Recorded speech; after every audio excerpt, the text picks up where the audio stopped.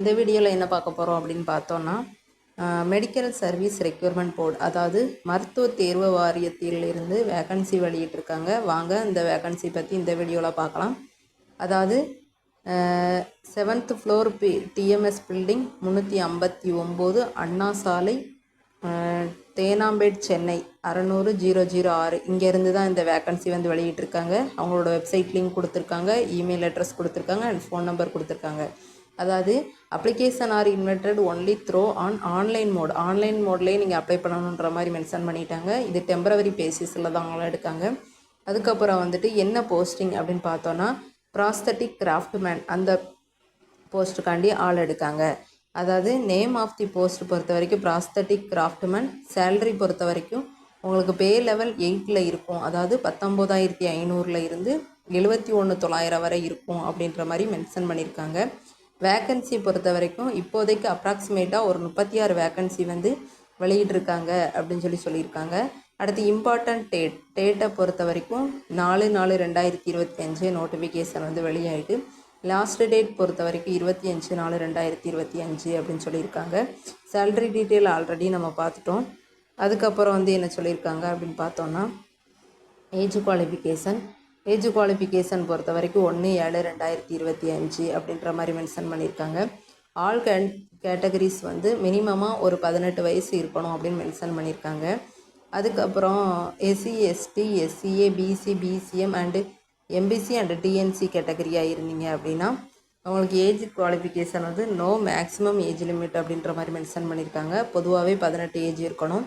அதுக்கப்புறம் differently abled persons, அதாவது அந்த சைடில் வந்து ஓசி கேட்டகரியாக இருந்தீங்க அப்படின்னா உங்களுக்கு எவ்வளோ ஏஜ் குவாலிஃபிகேஷன் இருக்கணும் அப்படின்னு சொல்லி மென்ஷன் பண்ணியிருக்காங்க. அதை ஒரு டைம் செக் பண்ணி பார்த்துக்கோங்க.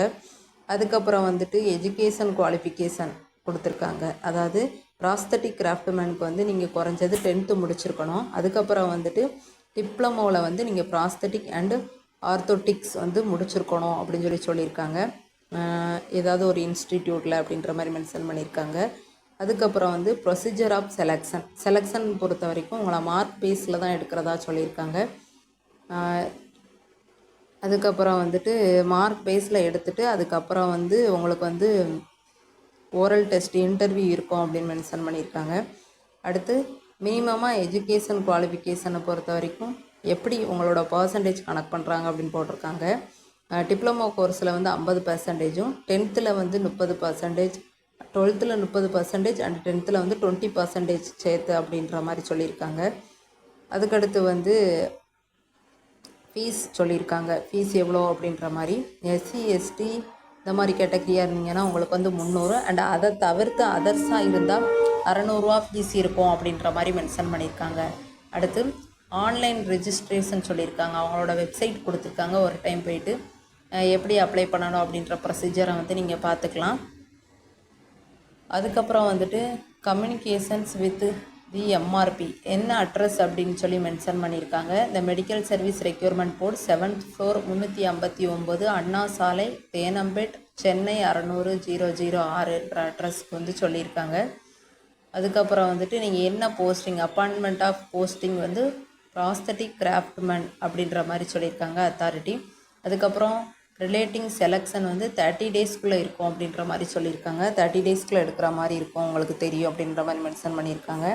அதுக்கப்புறம் சர்டிஃபிகேட் ஆஃப் ஃபிசிக்கல் ஃபிட்னஸ்க்கும் சொல்லியிருக்காங்க. ஒரு டைம் அதை ரீட் பண்ணி செக் பண்ணி பார்த்துக்கோங்க. நெக்ஸ்ட் என்ன அப்படின்னு சொல்லி பார்த்தோன்னா ப்ரொசீஜர் கொடுத்துருக்காங்க, செலெக்ஷன் ப்ராசஸ். அதுக்கப்புறம் வந்துட்டு இந்த ஃபார்ம் வந்து கீழே நீங்கள் வந்து ஒரு வேளை டிசபிலிட்டி, லோயர் லிம்ப் அந்த மாதிரி கேட்டகரியாக இருக்கீங்க அப்படின்னா 40% இருந்து 70% வரை இருக்கணும். அந்த கேண்டிடேட்ஸ் வந்து நீங்கள் இந்த ஃபார்ம் ஃபில் பண்ணி சென்ட் பண்ணுற மாதிரி இருக்கும் அப்படின்னு சொல்லி மென்ஷன் பண்ணியிருக்காங்க. அவ்வளோதான் ஃப்ரெண்ட்ஸ். இந்த பிடிஎஃபை வந்து நான் டிஸ்கிரிப்ஷனில் கொடுக்கேன். ஒரு டைம் டவுன்லோட் பண்ணி செக் பண்ணி பார்த்துக்கோங்க. இது மாதிரி உடனுக்குடன் ஜாப் டீட்டெயில் வந்து நீங்கள் தெரிஞ்சுக்கணும் அப்படின்னு சொன்னால் நம்ம சேனலை லைக் பண்ணுங்கள், ஷேர் பண்ணுங்கள் அண்டு கமெண்ட் பண்ணுங்கள். அண்டு உங்கள் ஃப்ரெண்ட்ஸுக்கும் தெரியப்படுத்துங்க. நீங்கள் எந்த டிஸ்ட்ரிக்ட் அப்படின்றத கமெண்டில் மென்ஷன் பண்ணுங்கள். உங்கள் டிஸ்ட்ரிக்டான ஜாப் வேக்கன்சியும் முடிஞ்ச வரை கொடுக்க ட்ரை பண்ணுறேன். Thank you friends.